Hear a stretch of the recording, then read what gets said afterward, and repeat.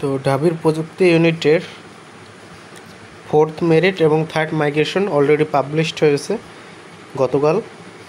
তো আগামীকাল 20শে আগস্ট থেকে ভর্তি সকাল 9টা থেকে শুরু হবে।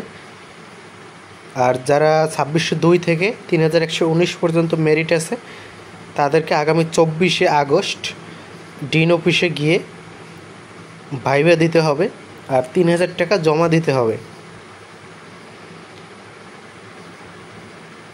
এই যে 3000 টাকা যে জমা দিতে হবে এর প্রিন্ট কপি ভাইবার সময় নিয়ে যেতে হবে আর 3000 টাকা আপনার অনলাইনের মাধ্যমে জমা দিতে হবে। তো সরকারি প্রতিষ্ঠানে ভর্তির ক্ষেত্রে আপনার 3700 টাকা দিতে হবে ঢাকা বিশ্ববিদ্যালয়ের ওয়েবসাইটে। আর প্রতিষ্ঠানের ব্যাংক হিসেবে দেওয়া লাগবে আপনার 8200 টাকা, টোটাল 11900 টাকা। তো যারা অলরেডি 3000 টাকা দিয়েছেন তাদের দেওয়া লাগবে 700 টাকা ঢাবির ওয়েবসাইটে। তো রসিদগুলো অবশ্যই সংরক্ষণ করবেন।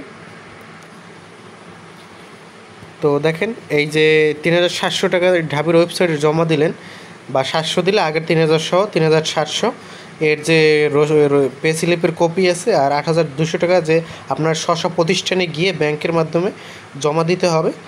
এই টোটাল 11900 টাকার রসিদের কপি আপনার ইমেইলে প্রেরণ করতে হবে স্ব প্রতিষ্ঠানের, আর না হলে আপনার ভর্তি বাতিল হবে। কীভাবে প্রেরণ করবেন তো দেখেন, তো আপনারা প্রতিষ্ঠানে গিয়ে ওই প্রতিষ্ঠানের ব্যাংকে আপনারা এই যে ময়মনসিংহে খাগড়াহর শাখা রূপালী ব্যাংকে জমা দিবেন। জমা দেওয়ার পরে ওই 8200 টাকার রসিদ প্লাস আপনার ওই যে 3700 টাকার রসিদ আপনার কম্পিউটার দোকান থেকে স্ক্যান করে নেবেন। স্ক্যান করে পিডিএফ করে বা স্ক্যান কপি আপনারা ইমেলে এই যে মেকের এই সাইটটায় দিবেন। আর ফেকের ক্ষেত্রে আপনারা জমা দিবেন ফরিদপুর ইঞ্জিনিয়ারিং কলেজ উপশাখায় সোনালী ব্যাংকের।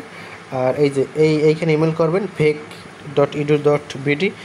আর বরিশালে আপনারা সাহেবরাট শাখায় জমা দিবেন আর ইমেল করবেন এই যে অ্যাডমিশন এই যে বেকের যে ইমেল আছে এই ইমেলে। তো দেখেন, আর এই বেসরকারির ক্ষেত্রে আপনাকে নিটারে 8400 টাকা দিতে হবে ঢাবির ওয়েবসাইটে আর 52000 টাকা নিটারে দিতে হবে। তো এর মধ্যে যারা 3000 টাকা দিয়েছেন তারা ঢাবির ওয়েবসাইটে 5400 টাকা দেবেন। তো টোটাল আপনার হলো 60400 টাকা। তো নিটারে যে 52000 টাকা দেবেন নিটারে গিয়ে দিতে হবে। যে নিটারের যে ব্যাংক থাকবে ওইখানে পে স্লিপের কপি আপনার প্রতিষ্ঠানে জমা দিলেই হবে। এখানে কিন্তু আপনার ইমেলের বিষয় লেখেনি, যে প্রতিষ্ঠানে জমা দিলেই হবে পে স্লিপের কপি দুইটারই। আর শ্যামলীতেও সেম 8400 টাকা ঢাবির ওয়েবসাইটে। যদি 3000 টাকা দিয়ে থাকেন তাহলে আপনার দিতে হবে এখন 5400 টাকা ঢাবির ওয়েবসাইটে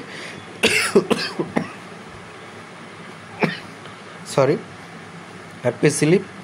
আর শ্যামলী টেক্সটাইলে দিতে হবে আপনার 49000 টাকা জমা ওয়েবসাইটে।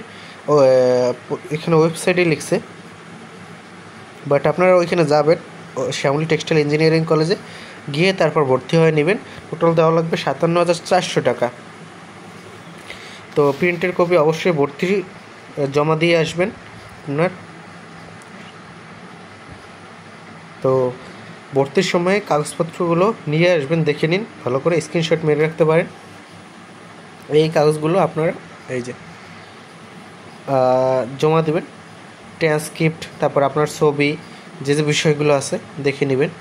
তো দেখেন